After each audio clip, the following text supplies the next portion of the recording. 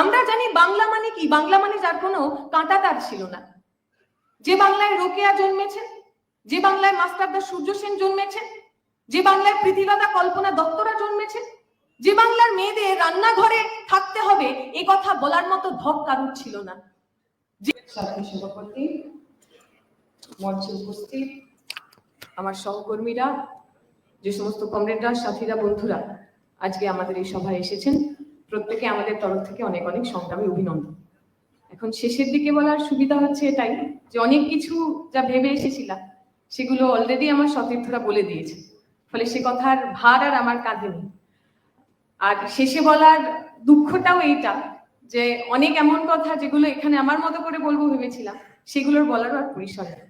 তাই আমি চেষ্টা করবো আমার আগের বক্তাদের কথার পুনরাবৃত্তি না করে আজকে যে বিষয়ের উপর আমাদের চর্চা সেই বিষয়ে কথা বলা। মীনাক্ষী বলার সময় বলেছে আজকের দিনে দাঁড়িয়ে সারা ভারত জুড়ে মহিলাদের উপর যে আক্রমণ, প্রান্তিক অংশের মানুষ, এসসি এসটি ওবিসি পিছিয়ে পড়া মানুষ, তাদের উপর যে আক্রমণ, তা নিয়ে খুব লম্বা স্পষ্ট কথা মীনাক্ষী বলে গেছে। এখন আমরা অনেকেই যারা যখনই পরিচিতির রাজনীতি কথাটা ভাবি, আইডেন্টিটি পলিটিক্স কথাটা ভাবি, আমাদের মনে হয় আইডেন্টিটি পলিটিক্স মানে এই ধরনের প্রান্তিকতা থেকে উঠে আসা রাজনীতি। অর্থাৎ মহিলাদের নিয়ে যিনি কথা বলেন তিনি আইডেন্টিটি পলিটিক্স করেন, দলিতদের নিয়ে যিনি কথা বলেন তিনি পরিচিতির রাজনীতি করেন, সংখ্যালঘু মুসলমানের পক্ষে যিনি কথা বলেন তিনি আসলে আইডেন্টিটি পলিটিক্স, পরিচিতির রাজনীতি করেন। কিন্তু আমরা মনে করি এই ভারতের বুকে দাঁড়িয়ে আরএসএস বিজেপি যে রাজনীতি করছেন তাও আসলে পরিচিতির রাজনীতি, সংখ্যাগুরুর রাজনীতি, সাপোজেড মেজরিটি, একটা নতুন করে সংখ্যাগুরু তৈরি করা এবং তাকে সামনে রেখে, তাকে প্রতীক করে, তার পরিচয়কে সামনে রেখে তৈরি করা রাজনীতি। কেন বলছি আমরা এই কথা? আমাদের মনে আছে 1990 সালে যখন ওই নতুন করে দূরদর্শনের রামায়ণ তৈরি করা শুরু হলো, বহু মানুষ, বড়রা আমার রয়েছেন যারা ওই রামায়ণ দেখতেন টিভির সামনে। আমি গল্প শুনেছি রামায়ণ দেখার সময় অনেকে হাতে ওই ধূপ ধুনো নিয়ে বসতেন যে ভগবান রাম স্বয়ং প্রকট হয়েছে।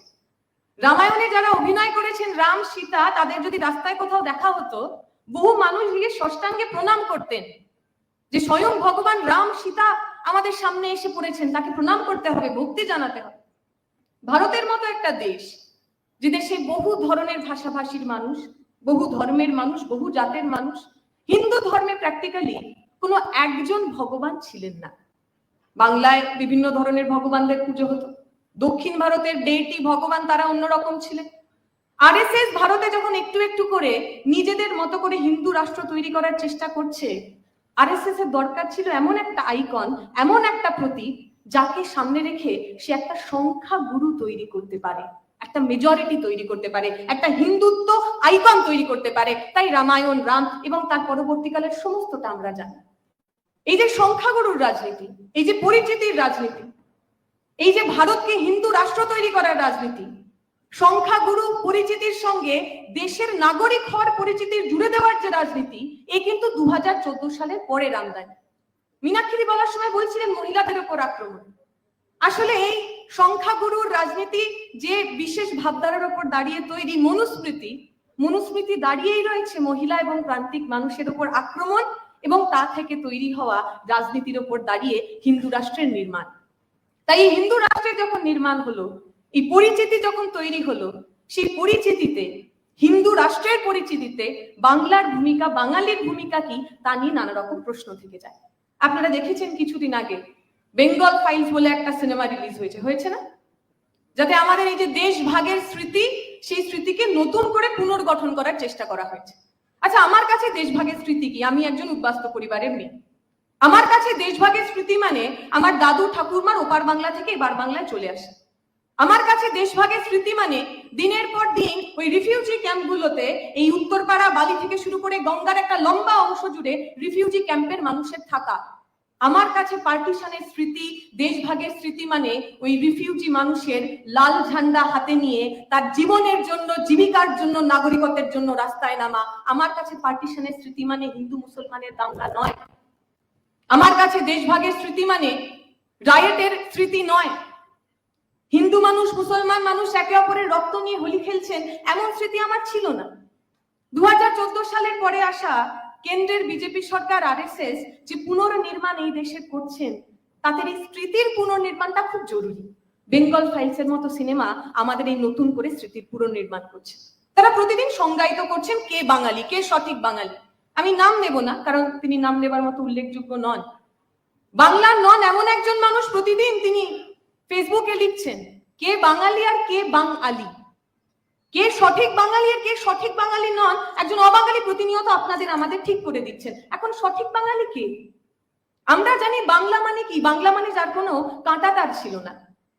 যে বাংলায় রোকেয়া জন্মেছেন, যে বাংলায় মাস্টারদা সূর্য সেন জন্মেছেন, যে বাংলায় প্রীতিলতা কল্পনা দত্তরা জন্মেছেন, যে বাংলার মেয়েদের রান্নাঘরে থাকতে হবে এ কথা বলার মতো ধক কারুর ছিল না। যে রোকেয়া পশ্চিমবঙ্গে যখন প্রথমবার মেয়েদের স্কুল খুলছেন আর তার ধর্মের লোকেরা তাকে যখন একঘরে করে দিচ্ছেন, রোকেয়াকে কেউ দমিয়ে রাখতে পারেনি। এইটা তো বাংলা। বাংলা মানে লালন, বাংলা মানে চৈতন্য। চৈতন্য হিন্দু ধর্ম জন্মেছিলেন, অথচ সেই চৈতন্যই গান লিখেছেন, সেই চৈতন্যই ধর্মের প্রবর্তন করেছেন, যেখানে তিনি বলেছেন যারা ছুত অচ্ছুত, যারা শূদ্র, যারা শ্লেচ্ছ, তাদেরকে ভগবানের আরাধনা করার সুযোগ দিতে হবে। তিনি বলছেন ভগবান আর তার ভক্তের মধ্যে কোনো পুরোহিতের এজেন্টের দরকার নেই। ভক্তের মধ্যে থাকা প্রেম ভালোবাসাই আসলে তার ভগবানের সঙ্গে সবচেয়ে বড় সংযোগ। লালন তা শিখিয়ে গেছে। লালন বলছেন এই জাতপাতের সমস্ত কিছুর উপরে উঠে ভগবান তার কাছে আল্লাহ তার কাছে কোন নির্দিষ্ট ধর্মের প্রতীক নন, কোন অর্গানাইজড রিলিজিয়নের নেতা নন। তার কাছে আল্লাহ, তার কাছে ভগবান, সে একজন সাধক, সে একজন মানুষ যে মানুষকে ভালোবাসেন, যার কাছে ভালোবাসা ছাড়া আর ধর্মের অন্য কোনো অর্থ ছিল না। এই বাংলার মাটি লালনের মাটি, চৈতন্যের মাটি। এই বাংলার মাটি এমন সমস্ত কথা তৈরি করেছে, এমন সমস্ত তথ্য তৈরি করেছে। সৌভিক বলার সময় বলছিল, ওলা বিবির কথা বলেছে। আমরা জানি সুন্দরবনে কোনো বিবি আছেন, সুন্দরবনে দক্ষিণ রায় আছেন, দুজন এমন মানুষ যাদের কাছে হিন্দু মুসলমান দুজনে মিলেই প্রার্থনা করেন। এই যে সম্প্রীতির বাংলা, এই যে সম্প্রীতির ইতিহাস, এই সম্প্রীতির ইতিহাস কিন্তু রবি ঠাকুরের ওপর থেকে আসা কোনো সম্প্রীতি নয়। রবি ঠাকুর বঙ্গভঙ্গের বিরুদ্ধে যখন হিন্দু মুসলমানের হাতে রাখি পরিয়ে দিচ্ছেন, সেটা তৈরি করার সম্প্রীতি। ওলা বিবির যে সাম্প্রদায়িক সম্প্রীতি, বনো বিবি দক্ষিণ রায়ের যে সাম্প্রদায়িক সম্প্রীতি, সে কিন্তু অর্গানিক সাম্প্রদায়িক সম্প্রীতি। গরিব খেটে খাওয়া মানুষ, শ্রমিক শ্রেণী, হিন্দু মুসলিম মানুষ তার কাজের মধ্যে দিয়ে তাদের মতো করে আরাধ্য ভগবানকে বেছে নিয়েছেন, তাদের মতো করে ধর্মচারণ তৈরি করেছে। বাংলা মানে কি? বাংলা মানে মেয়েদের এগিয়ে যাওয়া। আপনারা জানবেন, আমাদের একটুখানি কাজ ছিল, ভোজপুরিতে বিদেশিয়া বলে একটি গানের ফর্ম আছে। সেই বিদেশিয়া গানে যে মাইগ্রেন্ট শ্রমিকরা বিহার থেকে পূর্ব দেশে মায়ানমার অথবা কলকাতায় কাজ করতে আসেন, তাদের জন্য গান লেখা হতো। আপনি যদি তখনকার বিদেশিয়া এবং এখনকারও ভোজপুরি গান, যেই বিদেশিয়া থিমেই তৈরি হয়, সেটা পড়েন, সেখানে দেখবেন বাঙ্গালানের বড় উল্লেখ রয়েছে। বাঙ্গালানকে একজন বাঙালি মহিলা, এবং সেই পুরো পথে অলমোস্ট ভিলেন বাঙালি মহিলা, যিনি নাকি কালা জাদু, বাঙালি মহিলা যিনি নাকি চিত বদলি নামে একটি জাদু করেন। চিত মানে মন, বদলি মানে বদল করে দেওয়া। এই বিদেশিয়া গান জুড়ে বাঙালি মেয়েদের এমন ভাবে দেখানো হয়েছে যে মেয়েরা নিজের কথা নিজের মতো করে বলতে পারে, যে মেয়েরা শুধু অমুকের স্ত্রী, অমুকের বোন, অমুকের মেয়ে, কোন পুরুষের পরিচিতির ছায়ায় যারা বেঁচে পড়তে নেই। তাই বিদেশিয়া গান জুড়ে, ভোজপুরি গান জুড়ে বাঙালি মেয়েরা ভিলেন হয়ে ওঠেন। আসলেই তো বাঙালি মেয়েরা, বাংলার মেয়েরা, কাদম্বিনী থেকে শুরু করে প্রীতিলতা থেকে শুরু করে কল্পনা দত্তরা, তারা তো নিজের কথা নিজে বলতে পারতেন। তারা শুধুমাত্র কারোর স্বামী, শুধুমাত্র কারোর সঙ্গী হতে চান। বাঙালি বলতে আমরা যা যা বুঝি, রেনেসা বলতে আমরা যা যা বুঝি, মডার্ন এডুকেশনের মধ্যে দিয়ে যে সভ্যতা সংস্কৃতি এই বাংলার মানুষ হাতে পেয়েছিল, এই সমস্ত কিছুই আসলে ওই বিজেপি আরএসএস এর যে সাপোজেড মেজরিটির আইডেন্টিটি তৈরি করা, ওই যে সংখ্যাগুরুর একটা আইকন তৈরি করা, তার বিরুদ্ধে দাঁড়িয়ে আছে। তাই আজকে যখন পশ্চিমবঙ্গের বাইরে বাঙালি মানুষ আক্রান্ত হন, সে খালি ব্যক্তি বাঙালি আক্রান্ত হচ্ছেন না, খালি মুসলমান বলে সে আক্রান্ত হচ্ছে না, খালি বাংলা কথা বলে সে আক্রান্ত হচ্ছে না। এই ভারতের মধ্যে দিয়ে দাঁড়িয়ে বিজেপি আরএসএস এর বিরুদ্ধে কথা বলার জন্য, বিজেপি আরএসএস এর বিরুদ্ধে দার্শনিক কথা বলার জন্য একটা গোটা সম্প্রদায় তারা আক্রান্ত হচ্ছে। আমি যখন জেএনইউতে পড়তাম, আমরা বাঙালিরা খুব স্বাভাবিকভাবেই যারা অবাঙালি মানুষ তাদেরকে হিন্দুস্তানি বলতাম। আমার অবাঙালি বন্ধুরা বলতো কে তুম লোগ क्या फिर पाकिस्तानी हो, तुम लोग हिंदुस्तानी नहीं हो। আমরা বলতাম আমরা আসলে যেভাবে বড় হয়েছি, আমাদের কাছে আমাদের পরিচয় সেটা কখনোই সাব ন্যাশনাল নয়। ভারত একটা হিন্দু রাষ্ট্র, হিন্দি রাষ্ট্র, এবং তার সাব ন্যাশনাল হিসাবে বাঙালি জাতি আমরা রয়েছি, এ কথা আমরা বিশ্বাস করি না। আমরা বিশ্বাস করি বাংলা এবং পাঞ্জাব, যে দুটো রাজ্যের উপর দিয়ে কাঁটা তার চলে গেছে, সেই দুই দেশের মানুষ, সে বাংলায় কথা বলুক অথবা পাঞ্জাবিতে কথা বলুক, সে বাংলাদেশে থাকুক অথবা সে পাকিস্তানে থাকুক, তাদের প্রাথমিক পরিচয়, তাদের লিঙ্গুইস্টিক পরিচয়, তাদের ভাষাগত পরিচয়, যে ভাষায় তারা কথা বলে। কিছুদিন আগে আমরা ইতালির প্র্যাটোতে গেছিলাম, সেখানে যারা টেক্সটাইল কর্মী তাদের মধ্যে বহু মানুষ পাকিস্তানের রয়েছে এবং তারা পাকিস্তানের পাঞ্জাবি, মুসলমান কিন্তু পাঞ্জাবি ভাষায় কথা বলে। তারা আমাকে বলছিলেন যে তাদের সবচেয়ে পছন্দের যারা গায়ক, তারা এই ভারতের পাঞ্জাবি গায়ক। পাকিস্তানের বেশিরভাগ উর্দুভাষী মানুষের সঙ্গে, উর্দুভাষী গানের সঙ্গে তারা কোনো রকম সংযোগ স্থাপন করতে পারেন না। আমার সমান্তরাল মনে হচ্ছিল, আমরা যারা বাংলায় কথা বলি বা বাংলাদেশের যে মানুষ বাংলায় কথা বলেন, বাংলাদেশের যে মানুষ এপার বাংলার গান শোনেন, বা আমরা যারা ওপার বাংলা ব্যান্ডের গানে মোহিত হয়ে থাকি, আসলে আমরাও আমাদের পরিচিতি, আমাদের ভাষাগত আসলেই আমাদের সাংস্কৃতিক পরিচয় হয়ে ওঠে। তাই আজকে যারা আমাদের সাব ন্যাশনাল করতে চাইছেন, আজকে যারা আমাদের সেকেন্ডারি করতে চাইছেন, আজকে যারা আমাদের পায়ের তলায় দাবিয়ে রাখতে চাইছেন, আজকে যারা বাংলাদেশি বলে আমাদেরকে বাংলাদেশে পাঠিয়ে দিতে চাইছেন, তারা কিন্তু সুচারুভাবে একটা কাজ করছেন। আরএসএস বিজেপি বিরোধী যা যা সমন্বয় সংস্কৃতি এই ভারতে রয়েছে, আরএসএস বিজেপির মনুবাদের বিরোধী, বিভাজনের বিরোধী যা যা সমন্বয় সংস্কৃতি এই বাংলায় রয়েছে, সেই সবটাকে বিদেশি বলে দাগিয়ে দাও, বাংলাদেশি বলে দাগিয়ে দাও। এই একই জিনিস আমরা দেখেছি বাংলাদেশে। বাংলাদেশের মানুষ যখন সেখানে পয়লা বৈশাখ করতে চাইছেন, নববর্ষ করতে চাইছেন, সেখানেও যারা ইসলামিক ফান্ডামেন্টালিস্ট, যারা জামাতে ইসলামের পক্ষপাতী, যারা বাংলাদেশকে ইসলামিক রাষ্ট্র বানাতে চান, তারাও একই কথা বলছেন যে নববর্ষ আমরা পালন করব না, কারণ নববর্ষ নাকি হিন্দু আনি, নববর্ষের সঙ্গে নাকি বাংলাদেশের কোনো সংযোগ নেই। অর্থাৎ সমন্বয়ের সংস্কৃতি, গরিব খেটে খাওয়া শ্রমিক শ্রেণীর প্রতিদিনের একটু একটু কাজের মধ্যে দিয়ে তৈরি হওয়া বিশ্বাসের সমস্ত সংস্কৃতি আসলেই আরএসএস বিজেপি অথবা জামায়াত ইসলামকে তারা ভয় পাওয়ায়। আর আমরা যারা বামপন্থী রাজনীতি করি, আমাদের কাছে এই সমন্বয়ের সংস্কৃতি আমরা আগলে রাখতে চেষ্টা করি, বাঁচিয়ে রাখতে চেষ্টা করি। আজকে যে দুজনকে নিয়ে আমরা কথা বলছি, বুদ্ধদেব ভট্টাচার্য এবং সীতারাম ইয়েচুরি, আমাদের পথ দেখিয়ে গেছে।